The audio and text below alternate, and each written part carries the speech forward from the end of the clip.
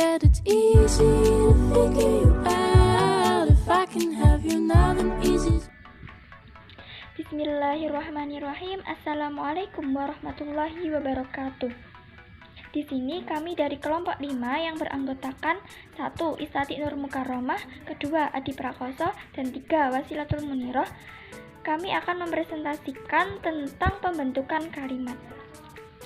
Terdapat 3 subbab yang akan kami bahas, yaitu yang pertama pola kalimat, kedua kalimat sederhana dan kalimat kompleks, dan yang ketiga kalimat efektif yang memiliki ciri-ciri keutuhan, kesejajaran, kefokusan, kehematan, kecermatan, dan kesantunan. Nah, sebelum masuk ke dalam subbab-subbabnya, terlebih dahulu kita mengetahui tentang pengertian kalimat. Jadi, kalimat adalah satuan bahasa terkecil dalam wujud lisan atau tulisan yang mengungkapkan suatu pikiran yang utuh dan dapat berdiri sendiri. Kalimat umumnya berupa kelompok kata yang sekurang-kurangnya memiliki unsur subjek dan juga predikat. Ada beberapa unsur pembentuk kalimat. Yang pertama adalah subjek. Subjek adalah bagian kalimat yang menjadi pokok pembicaraan yang pada umumnya dibentuk dengan kata benda atau perluasannya. Yang kedua, ada predikat. Predikat ini berfungsi menjelaskan atau menerangkan keadaan subjek yang dibentuk oleh kata kerja atau kata-kata lain. Yang ketiga adalah objek. Objek itu yang menjadi sasaran dari perbuatan dalam predikat. Yang keempat ada keterangan. Keterangan adalah yang memberi keterangan mengenai berbagai hal terhadap predikat. Oke, yang selanjutnya adalah kalimat sederhana dan kalimat kompleks. Kalimat sederhana atau kalimat inti adalah kalimat yang hanya terdiri dari subjek dan predikat. Contohnya yang pertama, pekarangan luas. Pekarangan sebagai subjek dan luas sebagai predikat. Bapak petani, bapak sebagai subjek dan petani sebagai predikat. Adik bermain-main, adik sebagai subjek dan bermain-main sebagai predikat. Pak Ahmad sakit, Pak Ahmad sebagai subjek dan sakit sebagai predikat. Kemudian kalimat kompleks. Kalimat kompleks adalah kalimat yang mempunyai objek atau keterangan, atau juga dapat diartikan sebagai perluasan dari kalimat sederhana dengan menambahkan objek atau keterangan. Contohnya, yang pertama, ibu memasak telur. Ibu sebagai subjek, memasak sebagai predikat, dan telur sebagai objek. Adik menyanyi dengan suara yang merdu. Adik sebagai subjek, menyanyi sebagai predikat, dengan suara yang merdu sebagai keterangan. Kakak membaca buku di kamar depan. Kakak sebagai subjek, membaca sebagai predikat, buku sebagai objek, di kamar depan sebagai keterangan. Selanjutnya adalah pola kalimat.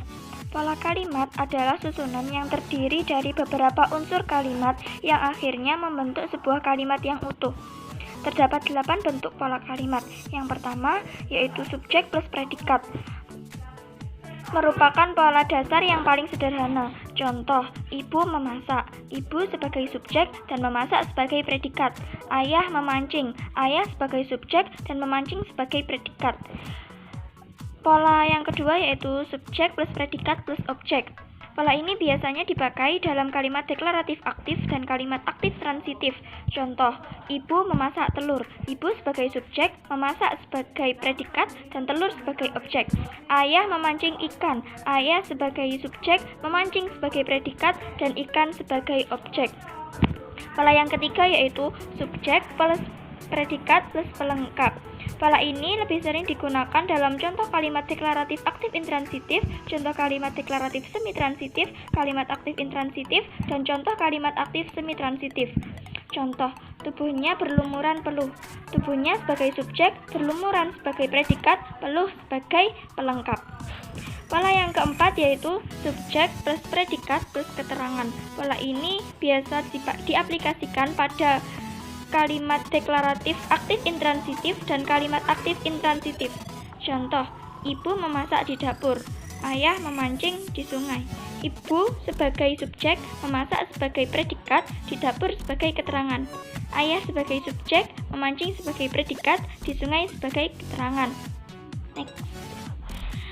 Pola yang kelima yaitu subjek plus predikat plus objek plus keterangan. Jenis pola ini adalah pola yang paling umum dan banyak digunakan.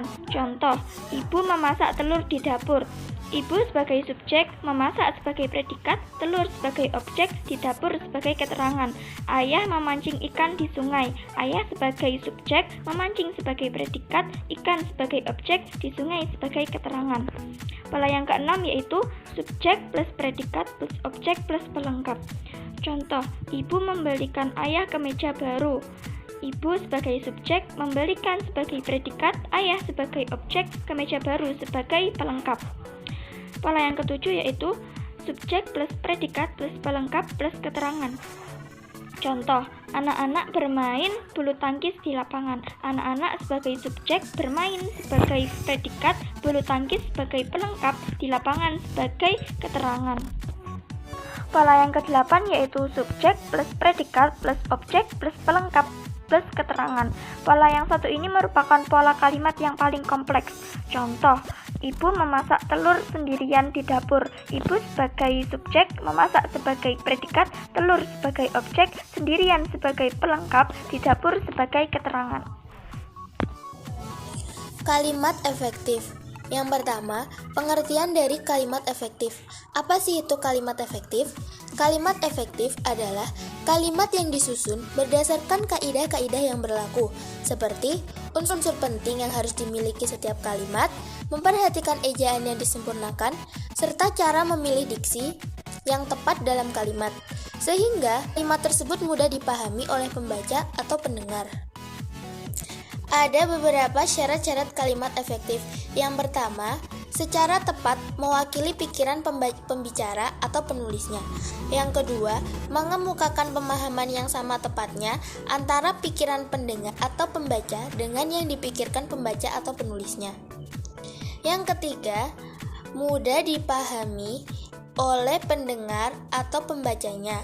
Yang keempat, tidak menimbulkan kesalahan dalam menafsirkan maksud sang penulis. Yang kelima, menyampaikan pemikiran penulis kepada pembaca atau pendengarnya dengan tepat. Yang keenam, sistematis dan tidak bertele-tele. Ciri-ciri kalimat efektif. Yang pertama, keutuhan. Kesatuan kalimat ditandai oleh adanya kesepadanan struktur dan makna kalimat. Kalimat secara gramatikal mungkin benar, tapi maknanya salah. Contohnya, rumput makan kambing di lapangan.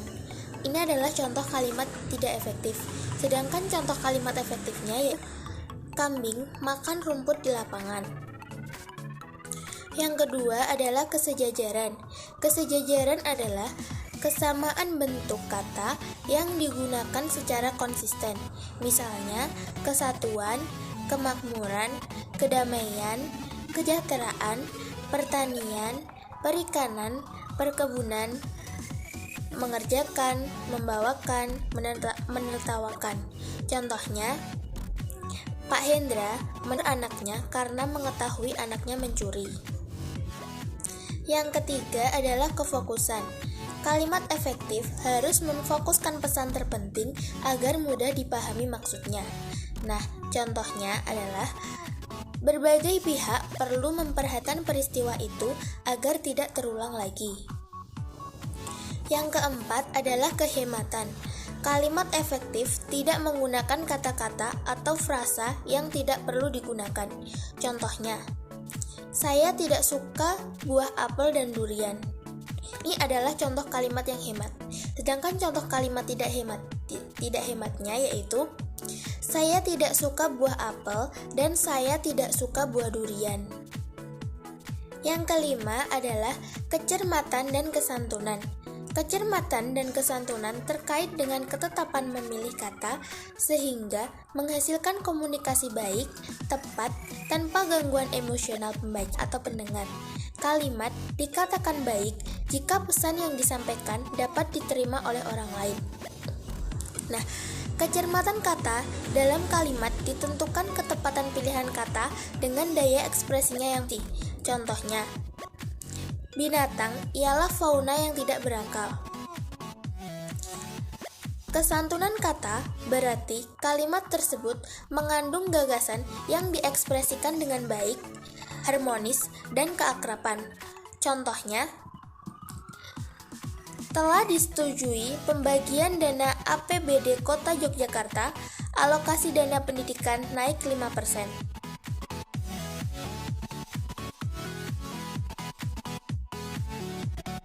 This is what I'm